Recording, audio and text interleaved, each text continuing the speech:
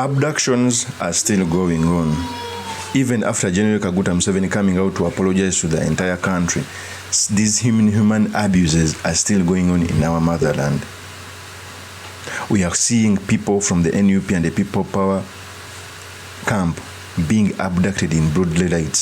Some are taken in Communicado for weeks and months. Some are tortured. Today, BOBI WINE in a tweet came out to reveal a new abduction, saying that the criminal continue to abduct our people.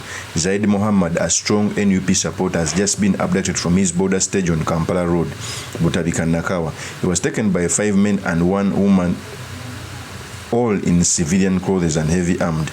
They were driving a white Toyota Nua license plate number UBM 996E and were seen heading towards Lugogo bypass on breakneck speed.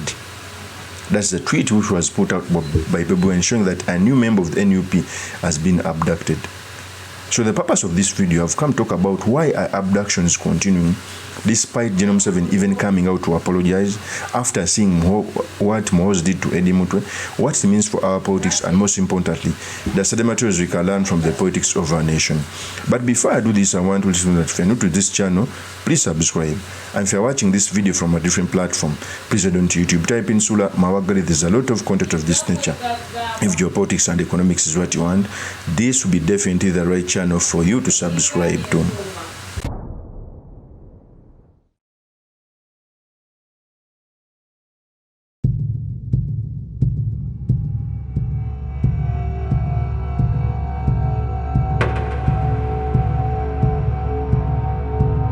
Abductions have even skyrocketed ever since BOBI WINE came into the politics of this country.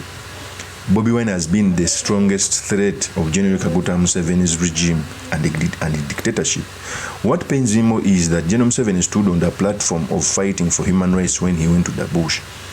The 10-point program, he wanted to stop Panda Gali. He wanted to streamline electoral democracy. But he has backtracked and doing the same exact thing the previous regime did, pretending to be a Democrat.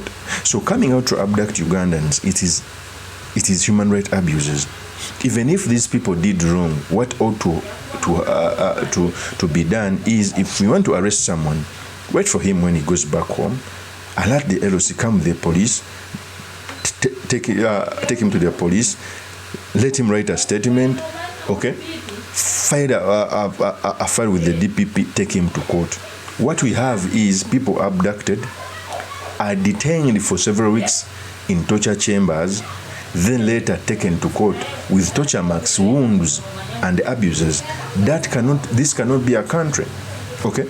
Remember, even things are going to become more worse as we are nearing a transition. It's going to be more worse. And I think the aim of abducting these people, one, is to instill fear for other political players who would want to do the same. That means agitation. But also to deprive BOBI WINE's energy in the way how he runs his political bureau, because majority of these people who are abducted mainly surround BOBI WINE's security team. So by abducting them, since you are nearing election, it may reach a time when BOBI WINE will go an election without trusted homeboys around him to go campaign across the country. First, it was Achileo Chivumbi, Eddie Mutwe, Bobby Yanga, Simat, all those people around BOBI WINE. So by abducting them, you are taking away his security team, but also you are instilling fear in these people. Because if a person around BOBI WINE is abducted, what about a person who is on the periphery? But what I would like to tell these people is, you cannot subjugate the whole country for a long period of time. Some people cannot buy fear. It's the reason why even if you abduct someone around BOBI WINE, the next day we'll see another face doing the same job. The answer that's supposed to be answered is service delivery and following the Constitution. The reason as to why we have the Constitution is that it solves very many things. We know that if a person steals, he suffers this. If a person does this, he suffers this. We have a leader who doesn't want to follow the Constitution. It's the reason why he's abducting people. What is the essence of holding an election when you don't want to be, when you don't want it to be a contest? Okay, in the last election, we had the presidential candidate being beaten, jailed, some blocked from entering different districts because of COVID.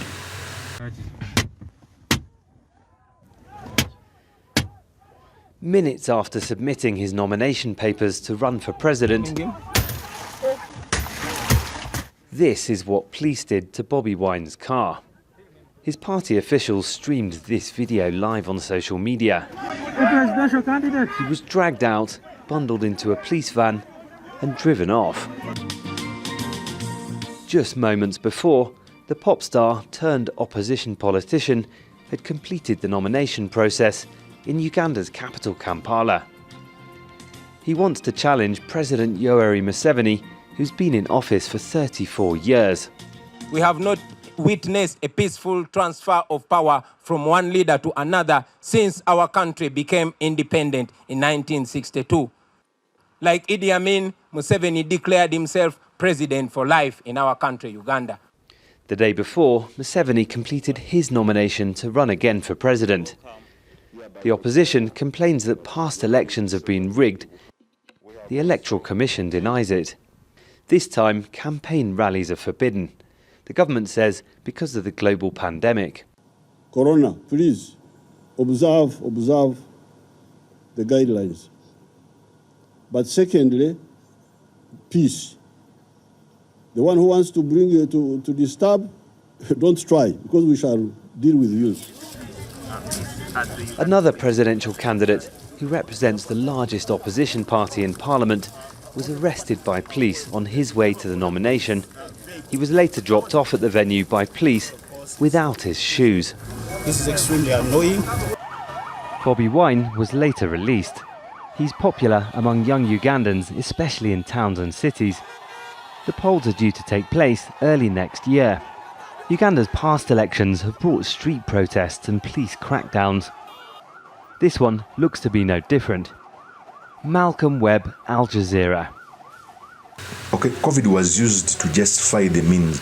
Even away from COVID, even during Dr. Kizza Besigye, we didn't have COVID, but the same things used to happen. Just that now they are skyrocketing, which is unfortunate. We must learn to live in a country with divergent views, most especially. And for me, it pains me that we are under a rule of 40 years. Okay, at least 40 years would have been a foundation of building our democracy. But after 40 years, we might slide back in anarchy, in fighting, because we failed to solve the issue of transition. Uganda's main problem is transition, because transition has always taken our country backwards for 40 years or 50 years. Because every time there is a transition, there are fighting.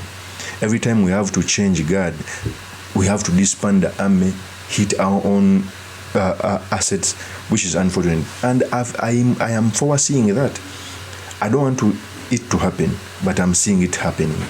It's like a doctor who tells you that you are cancer 9 stage, you are going to die in the near future. He doesn't want you to die, but he's telling you the truth. Where we are right now, we're in a country which has a lot of loneliness, which abuses human rights. And what is happening is a risk for disaster. Of course, that's my opinion. Do make once by commenting about this. Thank you very much for listening in. If this is the first time on this YouTube channel, I implore you to subscribe, like, and comment so that I can be motivated to do more of such videos. I will see you on another one. Peace.